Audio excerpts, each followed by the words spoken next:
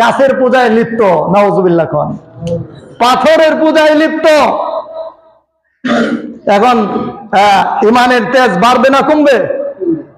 কম বাড়বে। কি হবে? বাড়বে।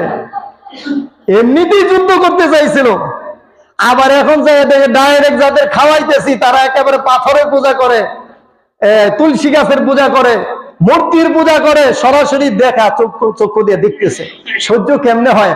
আল্লাহ এমনি বললেন, আবার পড়েন, ইয়া আইয়ুহাল্লাযীনা আমানুসবিরু ওয়াসাবিরু ওয়ারাবিতু ওয়াত্তাকুল্লাহ লাআল্লাকুম তুফলিহুন। আল্লাহ এমনিতে বলছে, এমনিতে বলছে।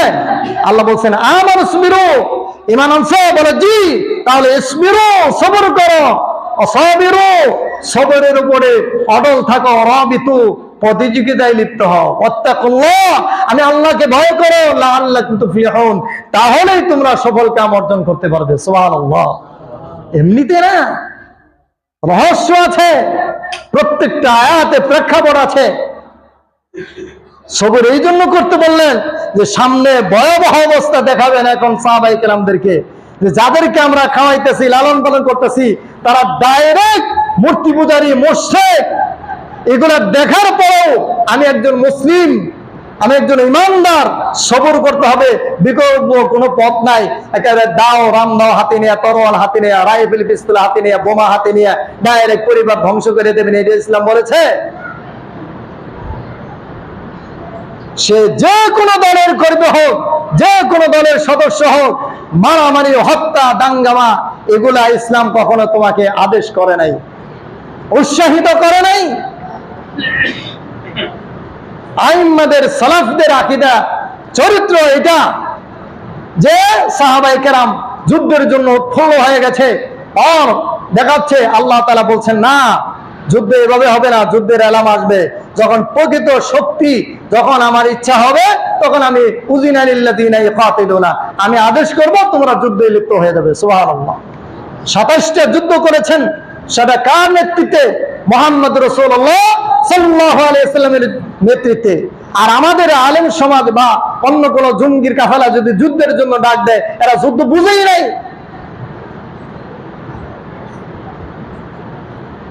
যুদ্ধ জানেই না, যুদ্ধ কাকে বলে এটা জানেই না।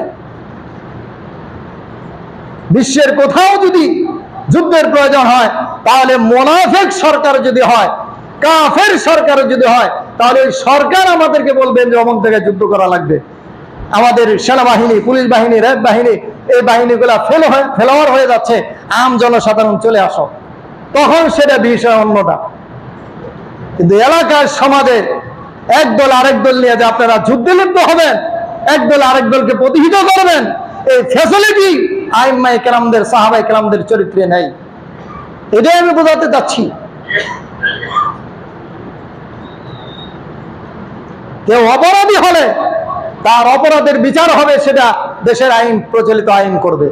কিন্তু আপনার হাতে, আপনার হাতে আল্লাহ তাআলার নবী বা আল্লাহ তাআলা কোথাও আইন হাতে তুলে দেয় নাই।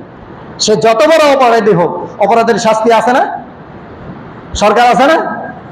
সরকার আছে। সালাফদের, কারণ আমি কিছুদিন আগে ফরিদপুরে সফরে গিয়েছিলাম, দীর্ঘদিন থেকে আসলাম, ফরিদপুর পদ্মা সেতু বাড়ি দিই, সেজন্য আমি ইম্পর্টেন্ট কথা বলতেছি।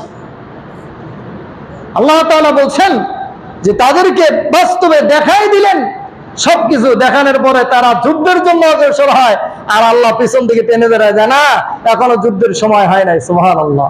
এখনো যুদ্ধের জন্য সময় হয় নাই। যখন আল্লাহ সময় দিবেন, তখন তোমাদের ঈমান আল্লাহ পরীক্ষা করবেন, কে যুদ্ধ করা, কে যুদ্ধ করো না। যুদ্ধের জন্য সময় দিয়েছিলেন, যুদ্ধ করেছেন, এতগুলো যুদ্ধের ময়দানেও কোন কোন সাহাবায়ে কেরাম যখন পিছপা হয়ে গেছেন, ওজর আবৃত্তি পেশ করছেন, 50 দিন পর্যন্ত রাসূলের দরবারে যে কাঁদছেন যে আল্লাহ নবী, আমি এই কাজের কারণে, এই পরিবারের কারণে, এই সন্তানের কারণে, এই মহব্বতের কারণে আমি যুদ্ধে যাইতে পারি না, আমাকে ক্ষমা করুন। আল্লাহ তাআলা তাদেরকে 50 দিন অতিবাহিত হওয়ার পরেও ক্ষমা করেন নাই, ক্ষমা করেন নাই।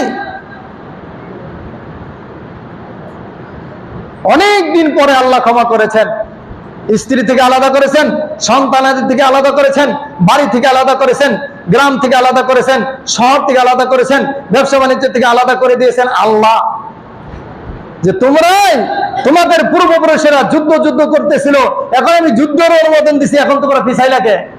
এই জন্য তোমাদের শাস্তি দৃষ্টান্ত দিয়া সাহাবায়ে কেরামদের, এটা বুখারীতে আসছে যে সূরা তাওবার অনুবাদ বা শানে নুজুল তাফসীর পড়লে পাবেন যুদ্ধের অবস্থাটা কি ছিল। এজন্য যারা একেবারে মাঠে ময়দানে কাঁপে, মসজিদের মেম্বার কাঁপায় ফেলায়, আসলে তাদেরকে যুদ্ধের ময়দানে পাওয়া যাবে না।